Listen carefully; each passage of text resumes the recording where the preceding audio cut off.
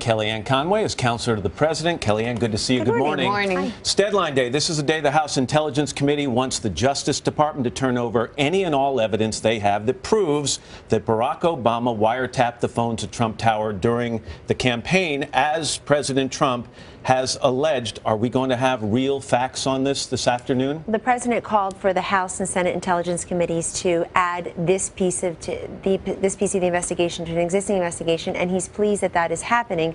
We won't really comment further until those findings are complete. Why wouldn't the president say to Jeff Sessions, his appointee as Attorney General, turn over to the American public evidence on this subject so that I can be proven right when I accuse Barack Obama of committing a crime during the campaign? Well, two quick things there. First of all, that sounds like a very incendiary allegation. What the president is saying, what Jim Clapper has said on other networks, if not this one, is that he can say those organizations under his purview did not do this, but that doesn't discount the rest of the Obama administration. We know what Kevin Lewis, the president's spokesman, said a week ago, Matt. He said that he can tell you that the president and people in the White House weren't responsible. Well, you say an incendiary accusation. It was the President Trump, who made that accusation. Look, we're very happy that the House and Senate Intelligence Committee see enough to go ahead and add this to an investigation where nobody sees enough anymore. Aren't they doing it as a courtesy? Because, I mean, in essence, what the president is doing is saying, hey, Congress, could you find this out for me when it's something that he himself could pick up the phone and find out? Senator John McCain said this weekend, either retract the statement to President Obama or provide the information. This is information he has. He tweeted about it. He brought it up. So he has the power to clarify. Why not? I can't comment on the private conversations he's having with his attorney general and other officials, as goes this topic, but we're well aware of the deadline, and we're glad that it's happening. If he doesn't provide some proof here, Kellyanne, don't we risk going down the road to September 16th, 2016, when then candidate Trump had to stand in front of those microphones, and after years of insinuating that the president, Obama, was not born in this country, the whole phony birther thing, had to say, no, in fact, he was born here. Don't we risk running down that road again? No, I'm not surprised you're conflating the two, but I fail to see the comparison. What I will say is that we're talking about a big agenda here. I know it's your show and you can talk about what you want, but there are 20 million people just last year who said no to Obamacare. 6.5 million of them paid a penalty. Can I just stop you right there? And the other ones asked for a hardship exception. The media did not bring up this topic. President Trump did. I didn't say that you did, but there's so much going on that the American people also want to hear about. All the more reason to question why it is that he would bring that up and then therefore throw the discussion. I mean, it isn't like something that a blogger wrote.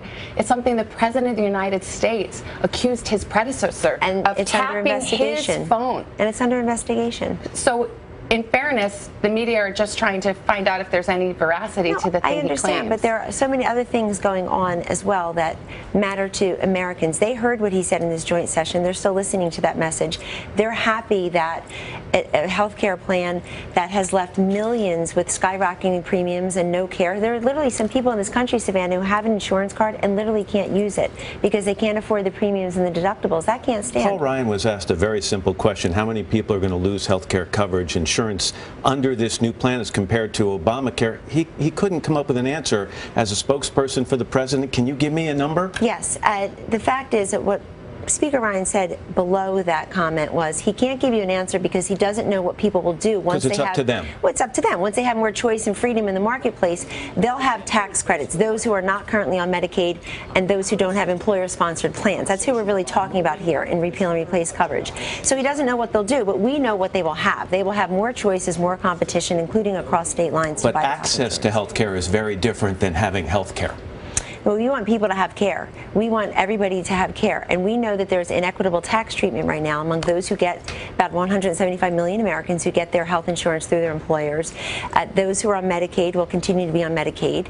And the health savings accounts, the interstate cross lines, the ability of mechanics and farmers and small business owners to pool their coverage together and receive health care together in associated pools. Another important issue to people, the economy, jobs. Got a good jobs report on Friday. The unemployment rate has now dropped to 4.7%. We know during the campaign when these very same jobs figures would come out, the president said they were fake, the Obama administration was making them up, and they were a hoax. Sean Spicer, the White House press secretary, was asked about this. Let me play you his response. Yeah, I talked to the president prior to this, and he said, to quote him very clearly, "They may have been phony in the past, but it's very real now."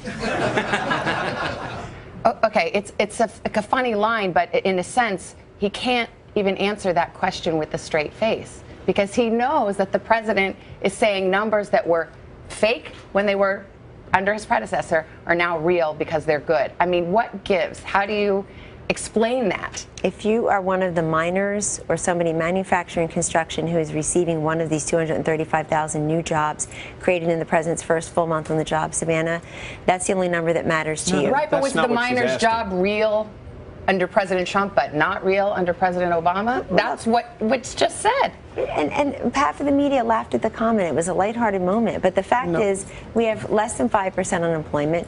You have CEOs coming to the White House and making announcements to unleash investments, to create new jobs. But you know that's not what the issue is. Not take jobs to Mexico. Pardon? But you know that's not what the issue is here. It's an issue of credibility. He's saying these are the Labor Department has been doing these numbers the same way for decades. Love them or hate them, think they're right or wrong.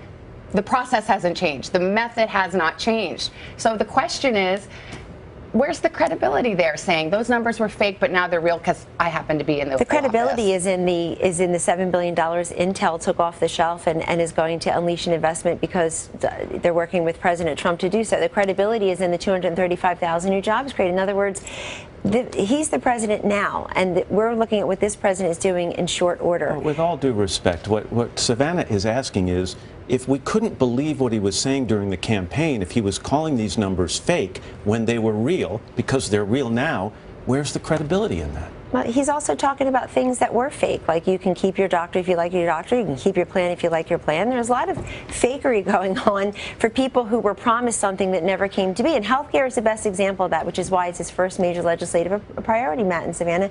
He's out there saying to Americans who feel like they can't get care, they can't get coverage. We have 5 states now and 1,021 counties. Roughly 1 in 5 Americans in this country live under one choice. That's not a choice if you only have one insurance provider. In fairness, that doesn't answer the question. I mean, you're mentioning healthcare, but on this issue of the jobs numbers, fake then, real now. I'm talking about numbers that do matter to Americans right now. And President Obama has his legacy. President Trump is just getting started, but the stock market likes his presidency. The job creators like his presidency. The miners certainly do. He rolled back a terrible regulation that was hurting them. And now they're part of, along with manufacturing and construction, industries that are benefiting in an outsized way in this first initial jobs report from February, his first full month on the job. Kellyanne, thank you for being here. We appreciate it. Hello, Today fans. Thanks for checking out our YouTube channel. Subscribe by clicking that button down there and click on any of the videos over here to watch the latest interviews, show highlights, and digital exclusives.